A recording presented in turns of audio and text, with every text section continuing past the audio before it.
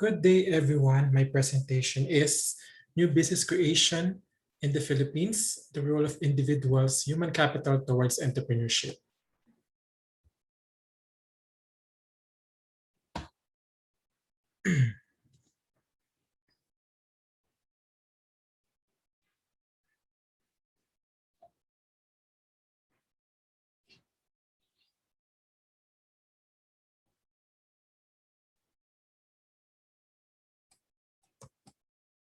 Introducing myself, my name is Reynald Ii Banderlipe II. I'm a candidate for the degree of Doctor of Philosophy in Economics from the Graduate School of Economics of Salle University. So to start with our presentation, as you can see here in the first figure that we have seen a roller coaster ride for the Philippine annual GDP growth rate from 1961 to 2019.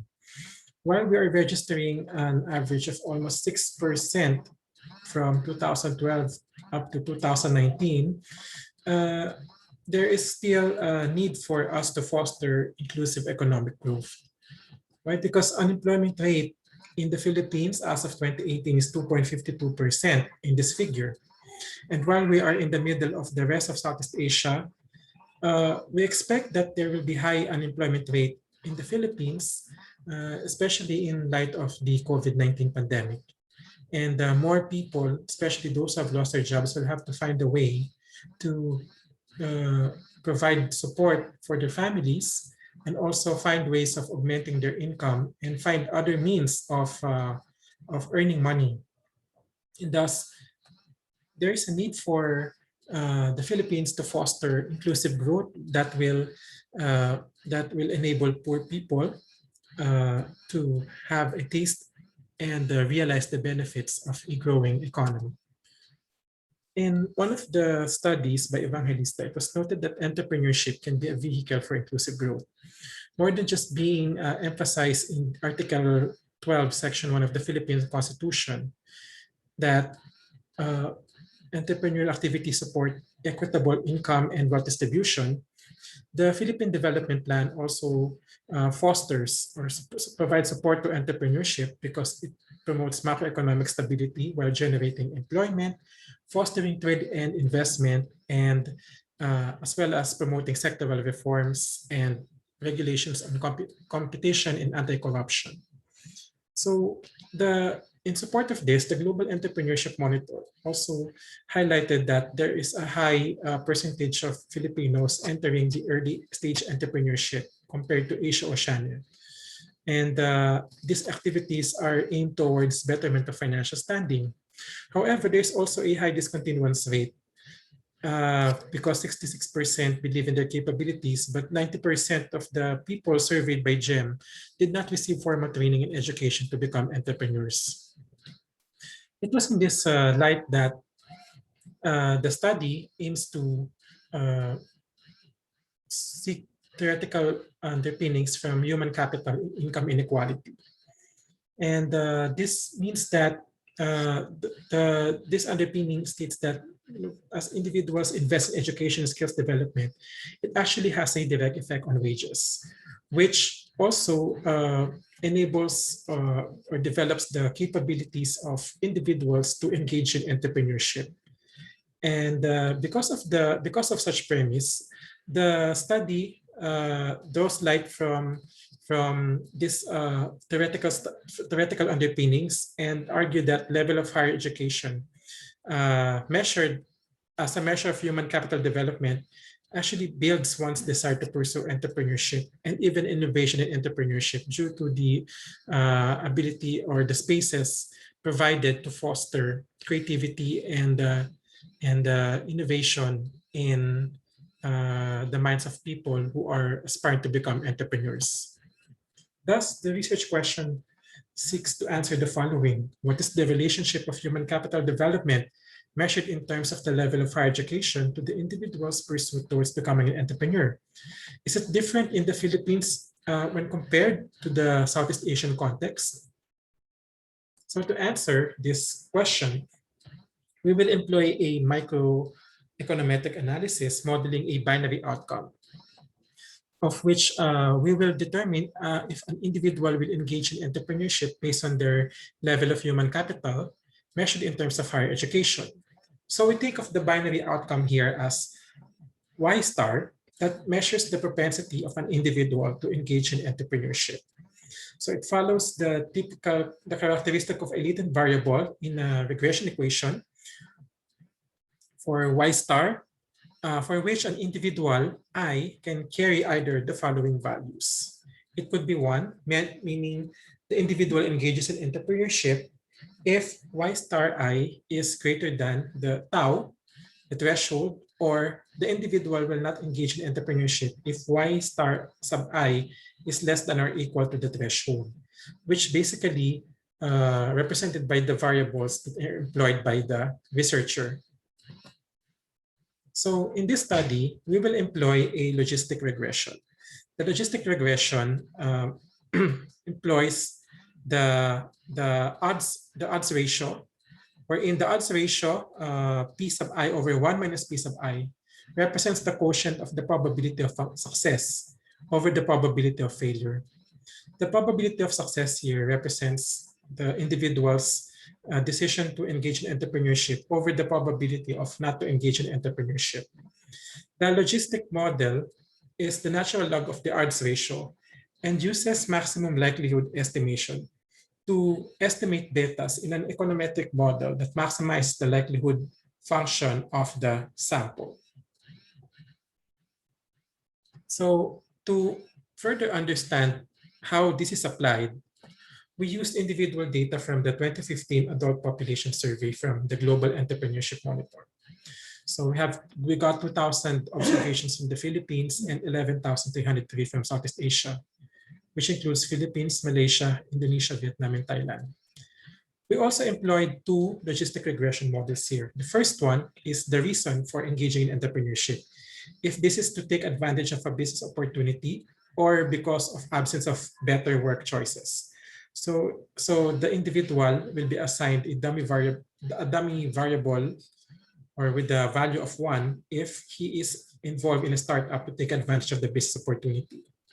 The same also with the logistic regression model for competition, which is of which the individual will be assigned a value of 1 if he or she is involved in a startup which customers consider as offering a new or unfamiliar product or service that fosters innovation.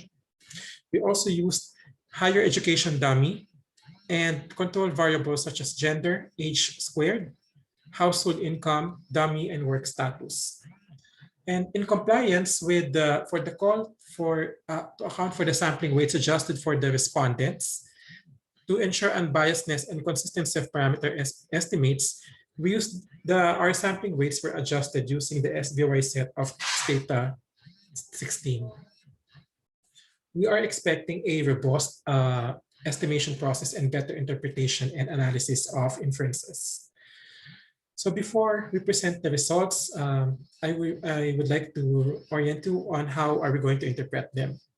So for the significant variables that were identified in this in the process, this will be interpreted as the log odds coefficient, which measures the number of times that a respondent is likely to become an entrepreneur. So it is for both the reason and also for the COMPET. We also accounted for the marginal effects, indicating the percentage change of these variables from as low as 0.00% to the value of y, representing the addition of p, or the addition to the odds ratio. We also measured the goodness of fit to compare the robustness of the Philippine model in contrast with the Southeast Asia model. Which one is more robust? We'll look into that as we present the results. So for the first model, we see that for the Philippines, only occupation, higher income, age, and age squared are significant. While for Southeast Asia, it is the occupation, higher income, and the education. So how do we interpret the odds ratio for this? So let's take the example of education for Southeast Asia. So if you look at this, it means if the odds ratio is 1.419, it means that the individual is 1.419 times likely to engage in entrepreneurship as he or she completes post-secondary or college education, because that's the dummy variable. So 1 is equal to 1 when he or she finishes post-secondary education. And that, which means it will be 1.4 to 2 times likely that he or she will engage in entrepreneurship. Now, let's now look into the odds ratio for household income. It's a dummy variable that is equal to 1 when an individual belongs to the upper one third of the income class in the Philippines. So in this case, if we're looking into the Philippine model, you will see that if the individual belongs to the one-third of the upper one-third class, then he is 2.10 times likely to engage in entrepreneurship. So that's how we interpret the significant variables, or the odds ratio of these significant variables.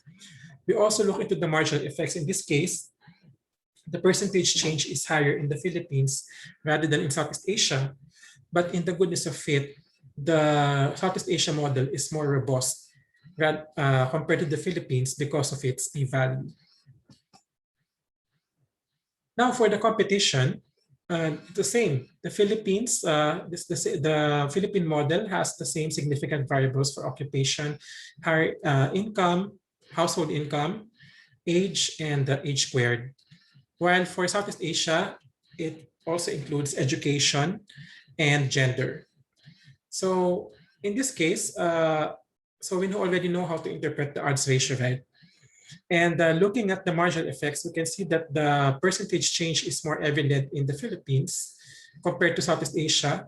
But in terms of the goodness of fit, the Southeast Asia model is more robust than the Philippine model.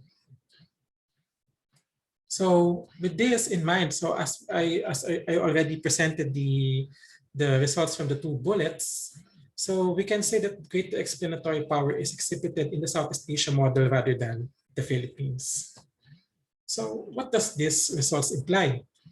Does Filipinos consider entrepreneurship regardless of the level of education as opposed to those in the region? Probably yes, because the Filipinos the innate entrepreneurial traits were already embedded in most Filipinos. We have seen a number of mushrooming informal businesses that were established here and in many parts of the country. And people also many Filipinos engage in online businesses, especially during this pandemic. Thus, they are already more than determined to provide livelihood for their families and augment their income and protect their financial standing. This means that attention should now be given to hone their capacities to become better entrepreneurs, so that they could foster sustainability and long-term profitability, as well as building success of stories of wealth and job creation, social development. If that is also part of their intention to become entrepreneurs. And also, Filipinos and like everyone else have to learn continuously and foster creativity and innovation in the light of the changing times, especially during the COVID-19, digitalization, the introduction of new business models, and also the developing of the entrepreneurial mindset, even in the K-12 programs. Thus, to conclude the study, the Filipinos' desire to create wealth, jobs, and social development does not depend largely on human capital and innovation, for it is already considered a physical trait innate in them. That's why we are tagged as discarding mamamayan, because we have to find ways of providing livelihood for our families and also to put food on our tables. And because of this, as we create businesses, we also foster wealth and job creation as well. And thus, if Southeast Asia considers education as an essential part of influencing people to become entrepreneurs, then perhaps our neighbors should see us as potential collaborators and partners towards promoting profitability and sustainability of enterprises. Because regardless of the level of education we have, our madiskarte characteristic or trait is actually our instrument in building up or building up or putting up businesses and also foster entrepreneurial activities. Thus, in the era of a knowledge-sharing economy, fostering entrepreneurship to explore business opportunities and to engage in new, unfamiliar, or innovative businesses are likely to survive when entrepreneurs keep on learning from both formal and informal modalities and explore collaborative partnerships to maintain the life of their businesses. So we welcome opportunities for the preliminary results of the study, and should there be any questions, please let me know. Thank you very much.